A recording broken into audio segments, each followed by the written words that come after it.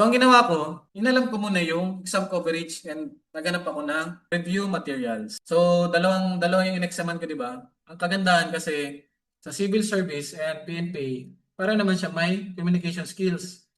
Pareho naman siya may math, pareho naman siya may abstract and etc.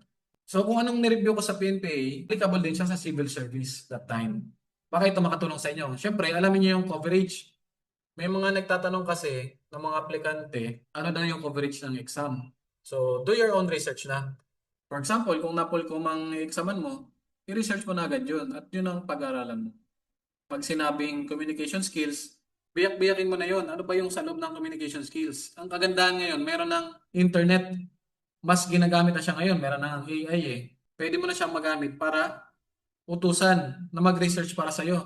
And maghanap ka ng review materials. Nung time ko, yung sinabi ko kanina, kumuha ko ng mga lumang libro. Yung libro ko ng high school, yung libro ko ng college, yung mga minor subject na related doon sa civil service and PNPA Cadet Admission Test. And review ko lahat yun. Cover to cover. Kasi napaka-broad ng topic eh. Communication skills. May mga nagtatanong, ano ba yun sir? Ano lang ba yan? Grammar lang? Kung walang sinabi, walang nakaspecify dyan sa exam coverage, i-assume mo na lahat yung i-review. Pag sinabing math, ibig sabihin lahat ng math. Pag sinabing English, lahat mo aralin, cover to cover. So dapat hindi ka nag-aaral lang 3 days na lang, doon ka pala nag-aaral kasi hindi mo talaga maaral yan buong coverage na yan. Tingnan mo yung last examination ng PNP Cadet Admission Test. Nagulat sila ang daming math. Kasi last year walang masyadong math eh. Eh ngayon nilagyan kayo ng maraming algebra.